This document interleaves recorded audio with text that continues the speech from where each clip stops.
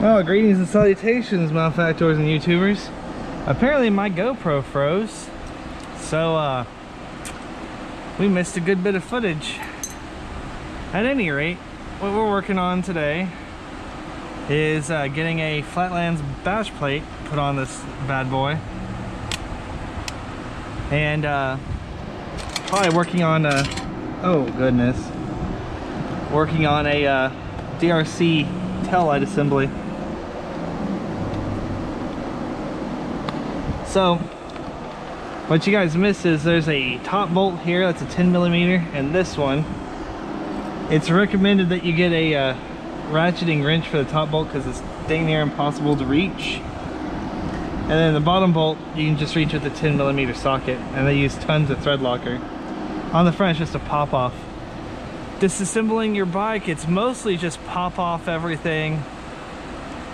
It's not really that hard, and what I didn't realize at the first is that you pull the cover forward, not down.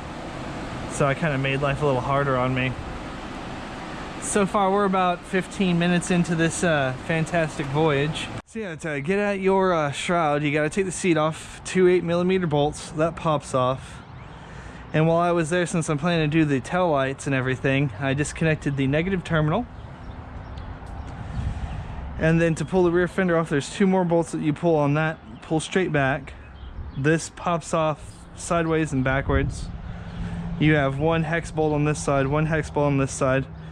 Once the fender's off, it basically pops out. And then when it comes to this radiator, you add the top bottom bolt, yada yada. So this is the stock shroud.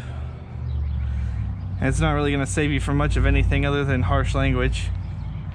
So we're going to toss that in the box of, we're creating a box for this bike of stock parts.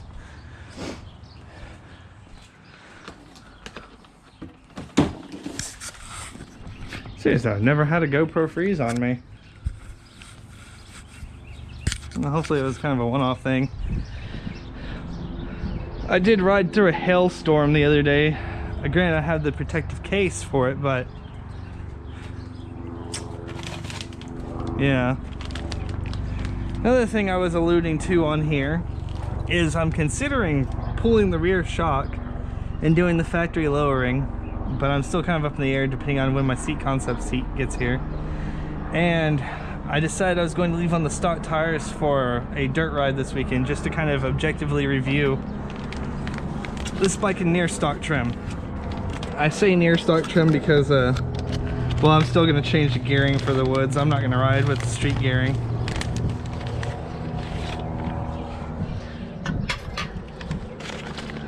So here's the Flatlands Instructions. One radiator guard. Basically you remove the radiator, two bolts here, and you slip in the guard. You're going to put the guard, appears to be under the rubber grommets. That appears that's going to be very noisy. And then you rebolt to basically rebolt to the point that you have your hose at currently. It's kind of curious. Curiouser and curiouser. So let's see. Remove seat, right shroud. I got that. The louver inner shroud. Move stocking bolt from radiator. Slip inside guard. Reattach frame using stock nut on the top and longer hex bolt on the bottom. Picture one. Basically attach back brace guard using the hex bolt and aluminum spacer, which to that part, it's a pretty beefy part of the frame. So it's a lot beefier than these two tabs on the existing radiator. I reinstall and roost. Okay, well, I'm going to reinstall and maybe I'll roost. I don't know if I'm going to be roosting much of this stock trail wing. I'm kind of curious though. This tire looks about on par with the K7 270. So we'll see what goes on. We shall see.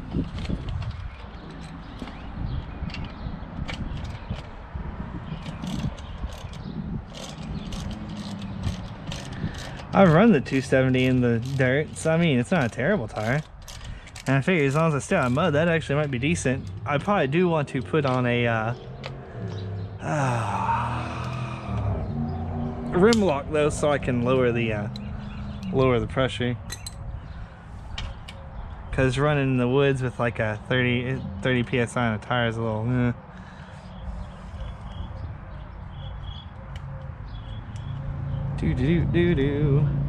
So far I have about 20 minutes into this project.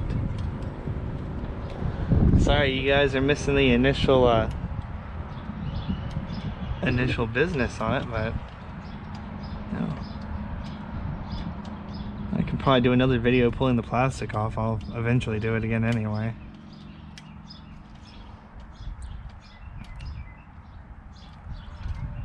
This is some pretty interesting frame though. I don't normally have a dirt bike with a square frame. That's kind of like a sport bike deal.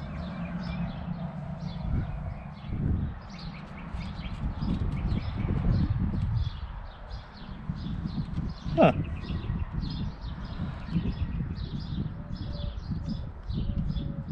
These are pre-split rubber grommets. Kind of curious.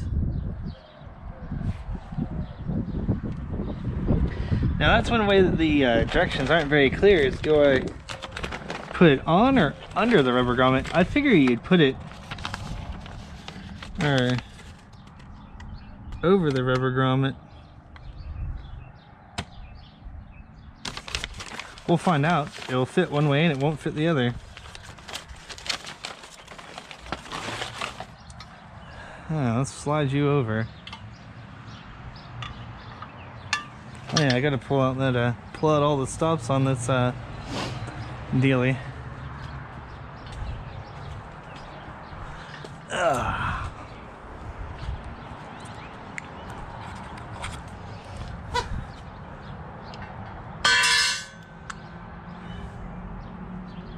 It sounded worse than it was. Oh goodness, that's pretty tight.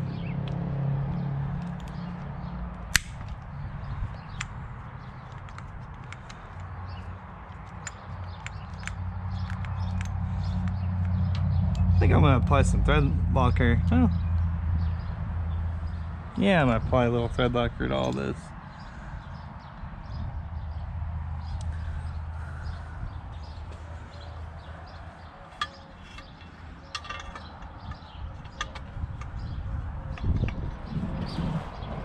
Oh, that was a little rabbit just ran by me. Oh, that's a trip.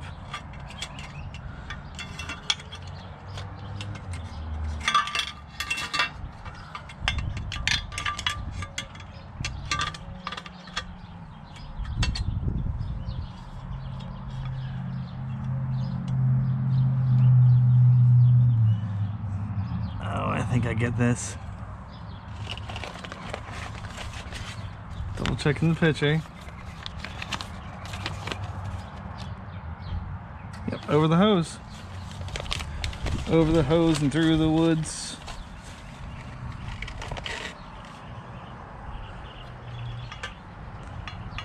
I get some thread locker. I need some more thread locker.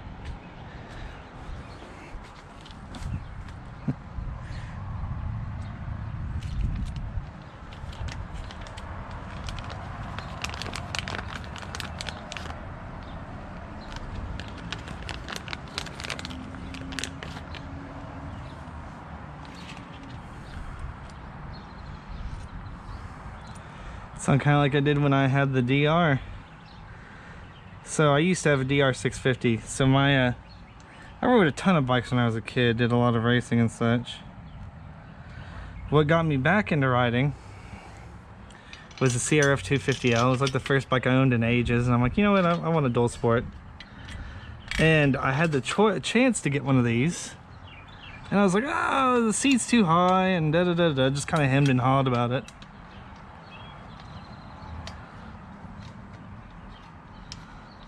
So I got the WR250R, and I mean, it was a good bike.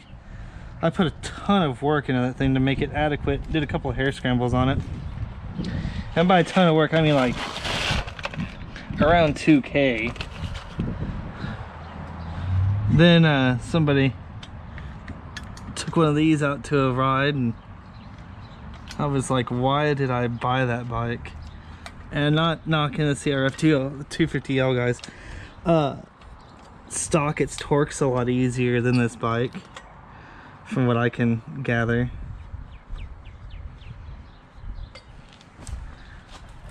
It's a lot more mellow of a bike.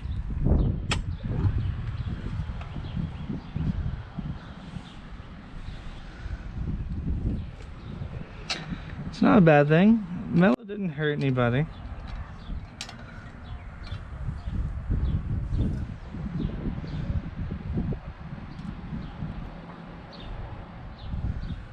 Never hurt anybody to have a mellow bike. Goodness. That'll take a heck of an extension. There.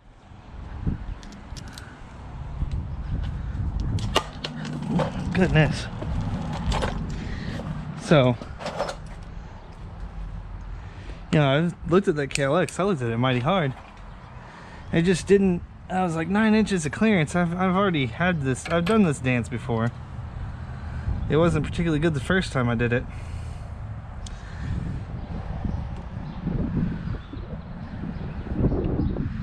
But you know, I didn't take my own advice. I went from the WR250R to a DR650, which, don't get me wrong, another great bike. I did 10K plus miles on that DR650, and I used to commute Austin to Butte on the regular.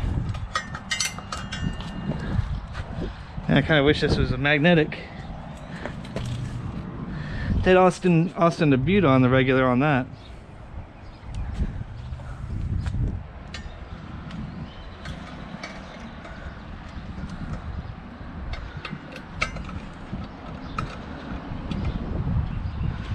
Goodness, this is not a good reach.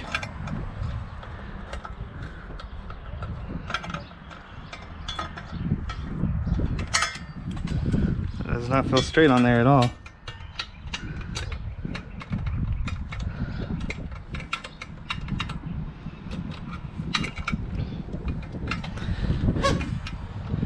That is. Just feels a little off kilter, you know? Just a little off kilter. Oh boy, this thing doesn't feel very substantial in there at all. How does this thing fasten on here? I guess the shroud helps hold it in place.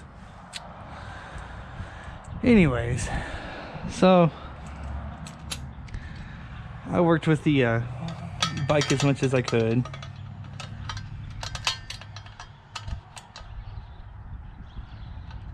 It wasn't a terrible motorcycle, just wasn't quite enough for me. The DR was great on the street for the most part. Liked a little creature comfort.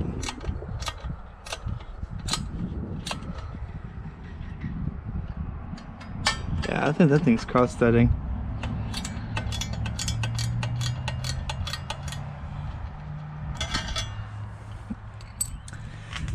And in the woods it was kind of piggish.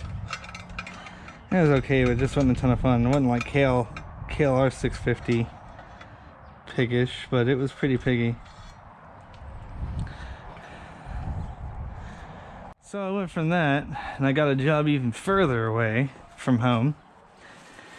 And I went to the Africa Twin. Now Africa Twin, there's part of me that feels like maybe I was a little foolish in letting that bike go. I did a ton on that bike. Single track, dual track. My wife didn't like me on the back of it because it was too tall, so I didn't do any 2-up on it, but it would have done 2-up just fine.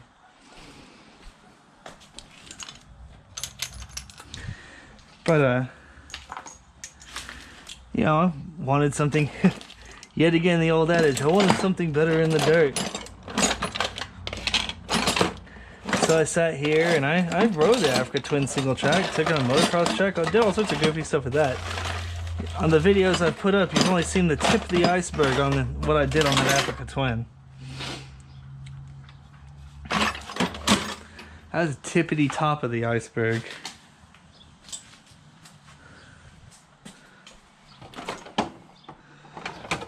So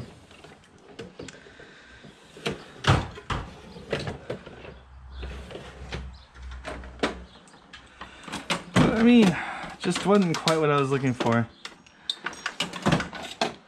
No, is WR the perfect bike for me so far? I'm still on the fence a little bit about it. I feel as if the lack of street ability, like the lack of like long slab ability, is a little bit of a drawback. I can do it. I think once I have a windshield and a more comfortable seat and some more comfort mods on it, that'll be a much better option. As it stands right now, it's a, what's a good way to put it? It's a little rigorous.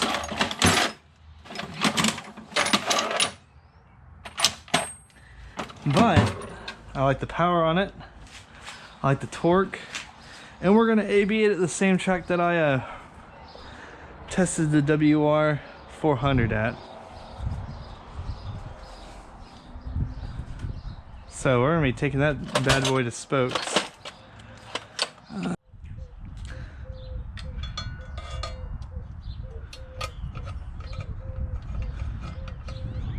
Well, that seems to be feeding on a lot better. Therein lies our problem though. What do we do about the end of this? Because I don't want to get it just screwdriver tight.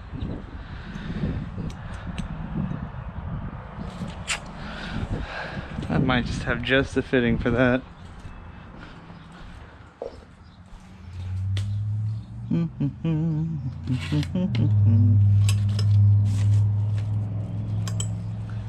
That wrench might do the trick.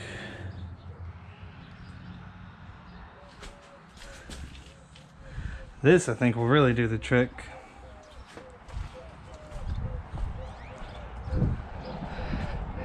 I'm curious. What does he have? An actual hex driver bit.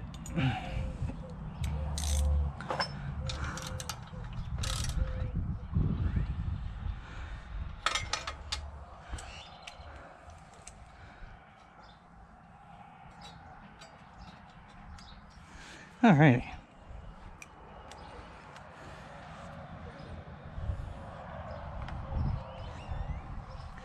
Because you really don't need the washer.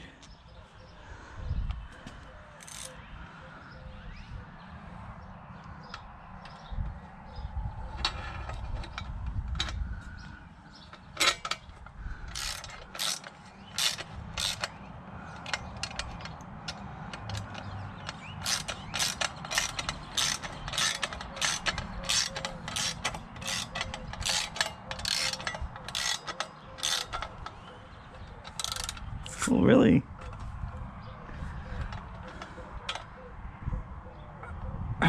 So far the hardest part of this is finding wrenches that fit into the spaces.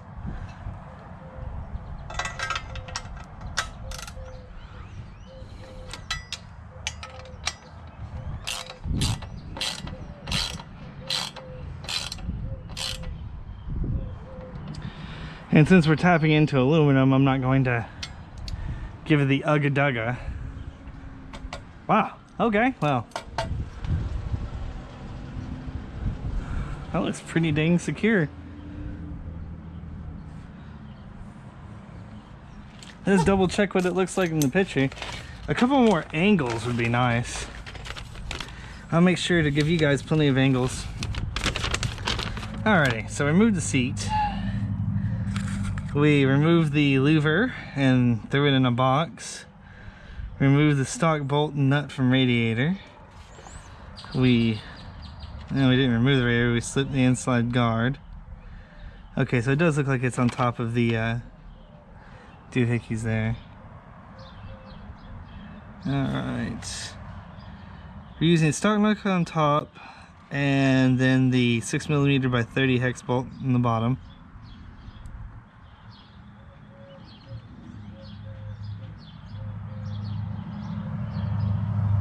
Oh, okay. See picture one.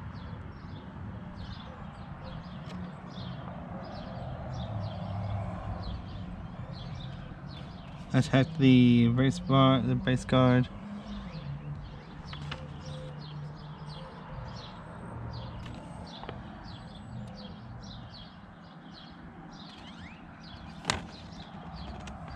Okay, so you attach the back brace of the guard with the longer bolt. See picture 2. That's a longer bolt. Install the shroud and okay. I mean, it seems solid. I think this will survive a blow much better than the plastic did in the past.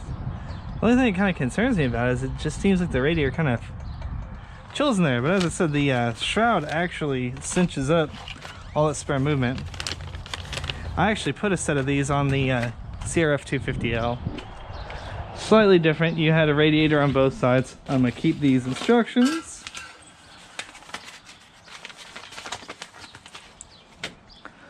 I'll toss the bag.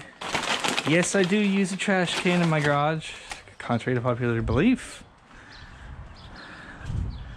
And I'm going to grab the stock shroud and start putting this back together. Then we're going to take a slight pause for rehydration.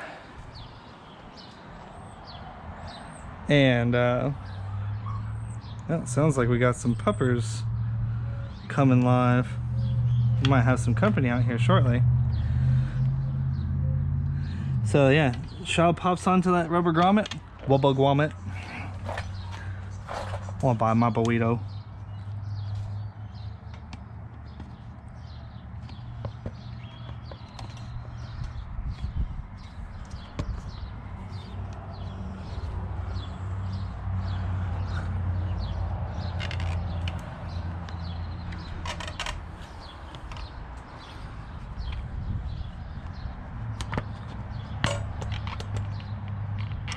Can't remember now. Oh yeah, this thing did go over the front of it.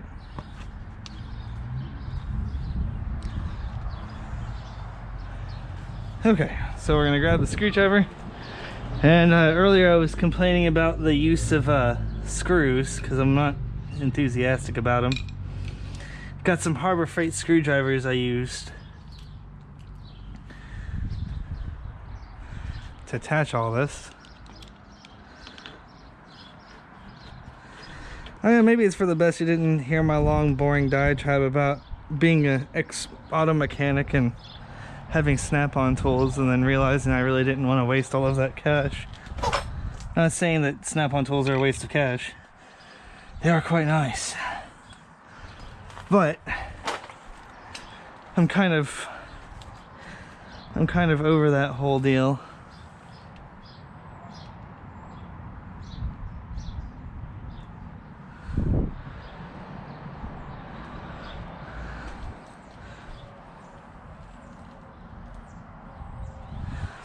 Alright, yeah, we had shoulder bolts for these.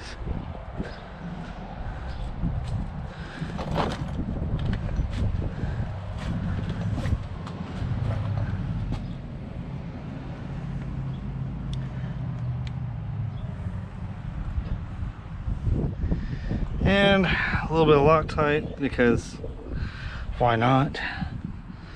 Yeah, I couldn't actually get these bolts really off because of the louver earlier.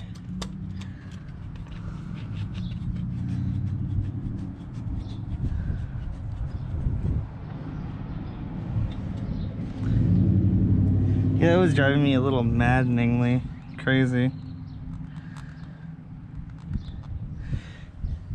Yeah, I need a little more of that.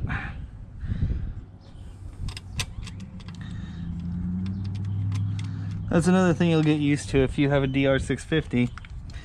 You're gonna buy stock in Loctite. It just is what it is. I've lost like 4 license plates on that bike.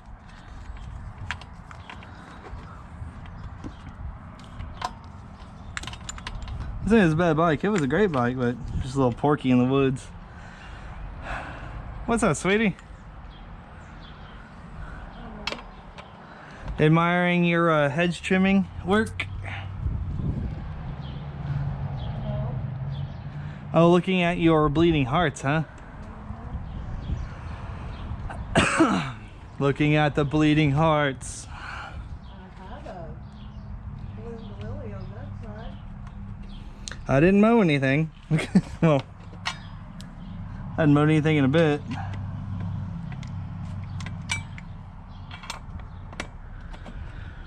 I got the radiator guard on with a little fuss and muss. Also discovered stock that this thing didn't have any grease on the gasket to the air entry. So I went ahead and pulled the filter out and re-greased it because I'm anal retentive.